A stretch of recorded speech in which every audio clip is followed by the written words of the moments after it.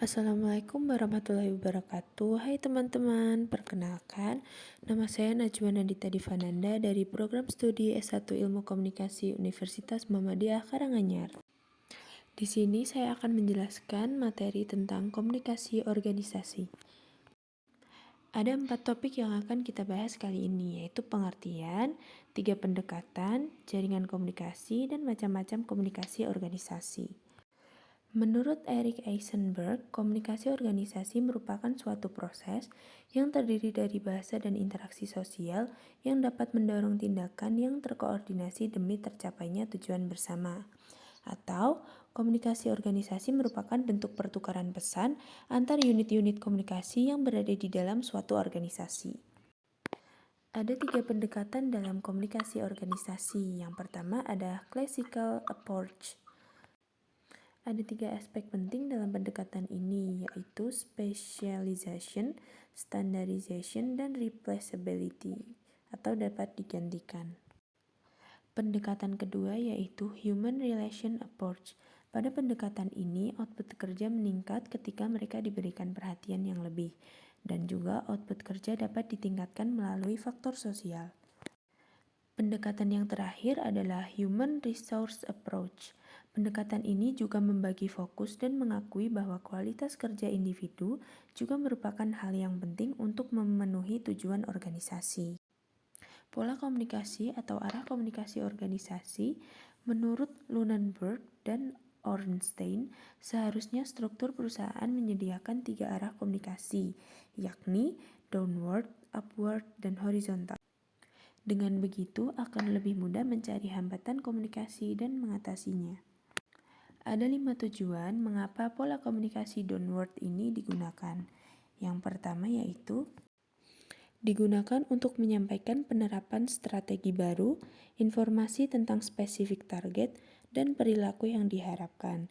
Yang kedua, komunikasi downward digunakan untuk menyampaikan arahan untuk melakukan tugas tertentu dan keterkaitan tugas tersebut dengan tugas lain. Yang ketiga, komunikasi ini digunakan untuk menyampaikan prosedur dan praktek. Yang keempat, digunakan untuk umpan balik kinerja. Dan yang terakhir, digunakan sebagai sarana sosialisasi. Yang kedua, ada upward communication. Ada 5 jenis informasi yang dikomunikasikan ke atas dalam sebuah organisasi, utamanya pada organisasi sekolah. Yaitu, yang pertama adalah masalah dan pengecualian. Yang kedua, saran untuk perbaikan. Yang ketiga, laporan kinerja. Yang keempat, keluhan dan perselisihan. Dan yang kelima, informasi keuangan dan akuntansi. Yang terakhir ada horizontal communication. Menurut Lunenburg, komunikasi ke atas dan ke bawah pada dasarnya merupakan hierarki formal dalam organisasi sekolah.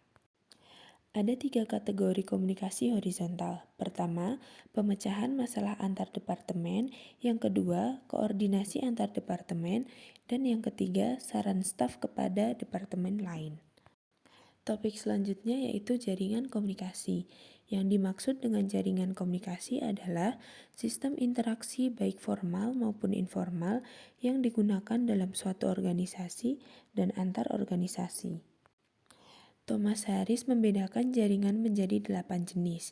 Yang pertama ada struktur. Jaringan ini menggambarkan bagan formal organisasi.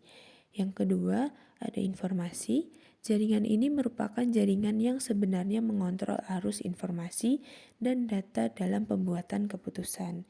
Yang ketiga, expertise atau para ahli.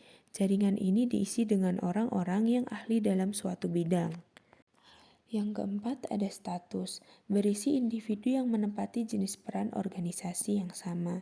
Yang kelima pertemanan, jaringan ini terbentuk berdasarkan daya tarik individu lainnya dan afiliasi. Yang keenam, sosial. Tujuan utama dari jaringan ini adalah untuk membina hubungan, dengan tujuan akhir berkembang menjadi persahabatan. Yang ketujuh ada keahlian, jaringan ini terbentuk dengan tujuan utama memperoleh informasi dan bantuan yang diperlukan dalam perencanaan dan pengaturan tugas. Dan yang terakhir ada wewenang. Jaringan ini berisi orang-orang yang memiliki wewenang.